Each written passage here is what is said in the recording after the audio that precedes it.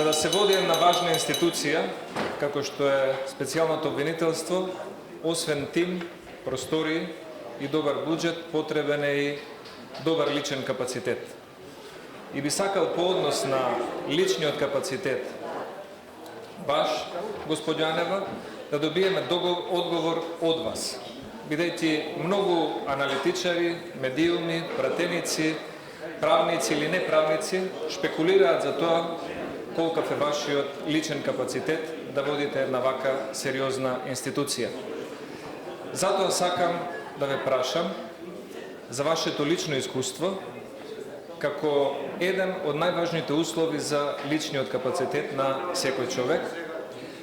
Дали вие како обвинител во Гевгелија сте воделе и колку на број случаи каде што кривичните дела или санкциите надминуваат 5 години затвор? Дали сте воделе случаи од тежок организиран криминал, колку и со кој успех биле завршени пред судовите? Дали сте воделе случаи во обвинителството во Гевгелија за злосторничко здружување, изборни измами или за некои тешки кривични дела против државата? Затоа што утре, како обвинител, ќе се соочите и ќе излезете пред вашите колеги, обвинители, адвокати, суди, правници, и ќе треба, освен со вашиот настав и со вашето претходно портфолио и работа, да бидете уверлива во она што ќе го презентирате како материјал. И бидејќи образованието исто така е дел и од капацитетот на еден човек, посебно од тие кои што се вклучени во правосудните органи, би сакал да ве прашам за вашето образование. Денес вие имате колеги кои што доаѓаат во обвинителството и во судството од Академијата за суди и јавни обвинители. Тие мора да имаат одреден просек за да се запишат на таа академија и истата да ја завршат. Дали вие денес, доколку би се пријавиле, би успеале да се рангирате во Академијата за суди и јавни обвинители, и дали освен вашето образование како правник имате други магистерски тези, имате други обуки во странство и кои странски јазици ги говорите согласно обуките што сте ги имале, доколку сте ги имале во странски држави на оваа тема. И на крајот уште едно прашање, господја Јанева, бидејќи водите различни случаи, а секогаш се повикувате на интересот на граѓаните и на владењето на правото во Република Македонија, сакам да ве прашам кој интерес на граѓаните во Република Македонија повеќе го нарушил или кој закон повеќе го пречекорил господинот Едмон Темелко за да биде притворен, единствен македонец градоначалник на една општина од 5000 македонци во Албанија, за разлика од господинот Верушевски, кој што треба да биде ослободен. Благодарам многу. Благодарам, господин Милошевски. Господин Јанева, повелете со одговор. Ирано го слушав господинот Милошевски, бидејќи го слушам и во незаконски прибавените разговори и го знам многу убаво неговиот личен капацитет, а за мојот личен капацитет шеф ми беше обвинителот Марков, па нека каже он. Благодарам. За контрареплика, господин Милошевски, повелете.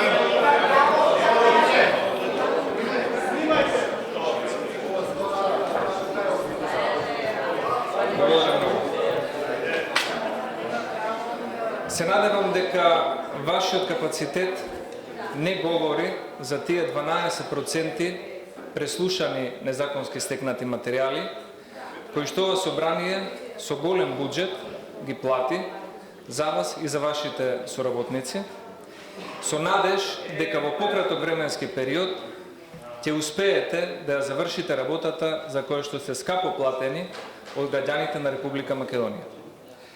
Добро е што ги слушате разговорите и ако сте ги слушале внимателно, ќе видите дека вие зборите за легитимноста на ова собрание изгледа сте слушале погрешни разговори, бидејќи разговорите кои што беа презентирани за било кои нелегитимни избори се однесуваат на 2013 година.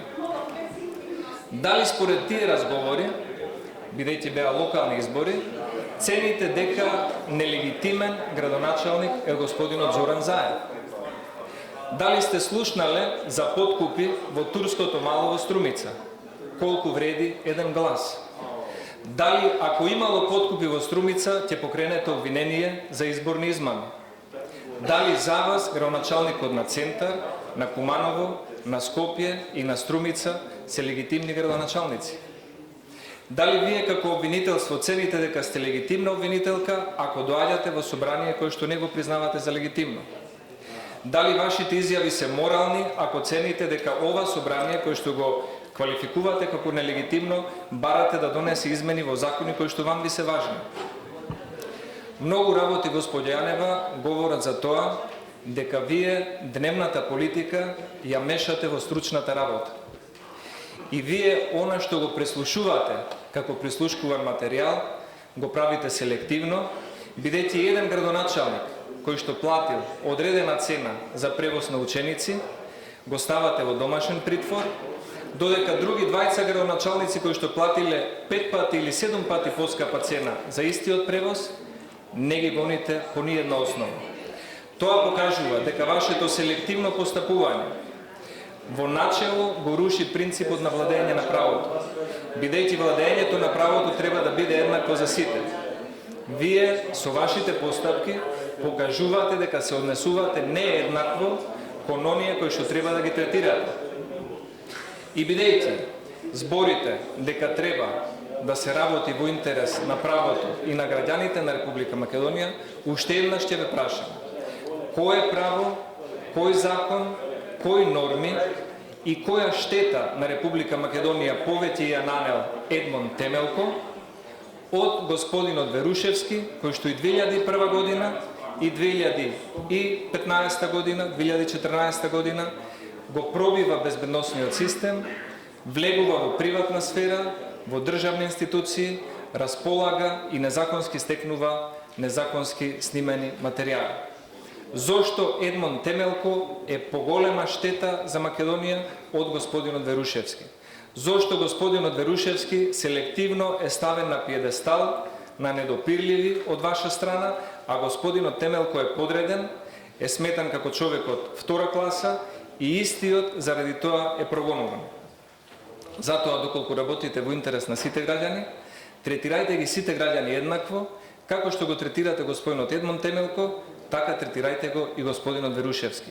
И уште еднаш би сакал да ве прашам, колку пати, колку дела и колку години во обвинителството во Гевгелија сте работеле на изборни измами, на тежок криминал, на организиран криминал за кој што се казнува повеќе од 5 години, на злосторнички здружувања и на се друго она што го водите денес, за да знаеме кој личен капацитет и искуство работно претходно го имате, затоа што тоа ќе биде дел од вашиот углед при појавувањето во сите правосудни институции во Република Македонија. Благодарам. Благодарам. Госпоја Јанева, повелете. Веќе одговорив на овие прашања.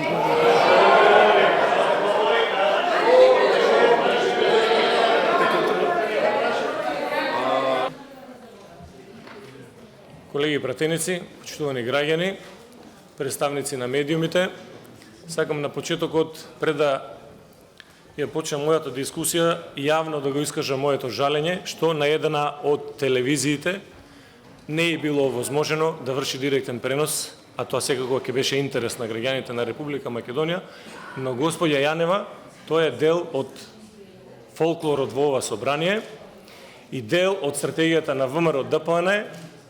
Ако може, дебатата за вашиот извештај да се сведе на некаков минимум. И исто така жалам што секогаш кога на важни теми за Република Македонија, секогаш се наоѓа некој кој што за само него и за негови лични интереси наоѓа начин како да ја дефокусира дебатата. Господја Јанева, вие сте единствената институција во Република Македонија која што, за жал на ВМРО ДПМН, не може да ја контролира. Овие луѓе и тие од извршниот комитет, кои што ја доведува Македонија таму каде што е сега, на маргините, не може да се помират со тоа што еве една институција во Република Македонија не може да контролира. Тие сакаат да контролират се во државата. Извршниот комитет на партијата одлучува кој ќе оди во затвор, извршниот комитет на партијата одлучува кој ќе го пуштат од затвор, извршниот комитет одлучува кој ќе седи во притвор, кој ќе биде пуштен во притвор. Тие одлучувале за се во Република Македонија. Тоа од бомбите на Заев можевме да го видиме. И сега, кога сите пратеници, заедно со пратениците од ВМРО ДПМН, го изгласавме законот за специјалното јавно обвинителство, гледате каков оркестриран напад има на институцијата. И јас, навистина, ме изненади позитивно вашата изјава вчера, дека имате поддршка од премиерот. И исто така сакам, почитувани граѓани, да ве информирам, бидејќи можеби некој таја слика не успеа да ја види, после оваа ваша изјава имаше жестока и бурна реакција во салата од страна на пратениците на ВМРО ДПМН. Бидејќи имаше таква жестока реакција, само сакам пратениците од ВМРО ДПМН да ги подсетам на изјавата на Никола Груевски, дадена на 28.12.2015 година, го цитирам Груевски. Сакам да го изразам моето задоволство од изборот на специјалниот јавен обвинител и договорот кој што беше постигнат. Лицето што беше избрано се работи за личност со висок професионален, личност која е висок професионалец, која што има меѓународни обуки во Италија и Соединетите Американски држави, и тоа ми укажува дека станува збор за личност која што е професионалец, искусен, образован, личност која е стабилна.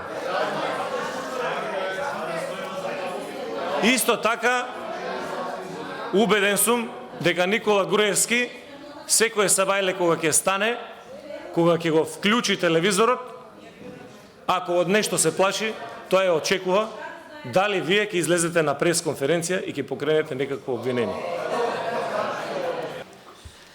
Не го спорам како што се сака да се спинува од јавачите на апокалипсата.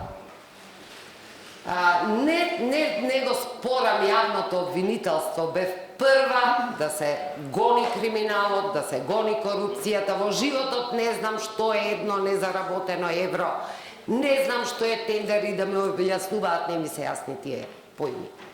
Јас секогаш и конзистентно ќе се борам против корупција и предложив да донесем и закон за конфискација, затоа што не треба да завршат само во затвор луѓето, туку да ги вратат и парите што ги ограбиле од народот. И тоа не селективно, не партиски, туку секако подеднакво сите со цврсти докази се разбира, ние се уште зборуваме само за индиции. Слушање на бомби, ленти, незаконски стекнати, навистина, како политички израз ми беше невкусно и ми останува невкусно, навлезе во приватноста на многу луѓе и тоа не го сметам за најрелевантно во нашето општество. Нашето општество и без бомбите беше зрело за демократски промени. Вие вчера покажавте непознавање прво на правниот систем, потоа на политичкиот систем, а најмалку на демократијата. Ќе ви кажам и зошто тоа го мислам. Прво го нарековте ова собрание нелегитимно. Вие сте производ на ова собранието, секој правник ќе ви каже дека не може од нелегитимно собрание, тоа вие исто знаете, ќе ви направам паралела за да разберете. Сум добила диплома од нелиценциран факултет, а јас сум признат дипломиран доктор, например. Небулоза. Значи, што се смени, ве праша вчера, меѓу вашето недоаѓање за првиот извештај и сегашното доаѓање?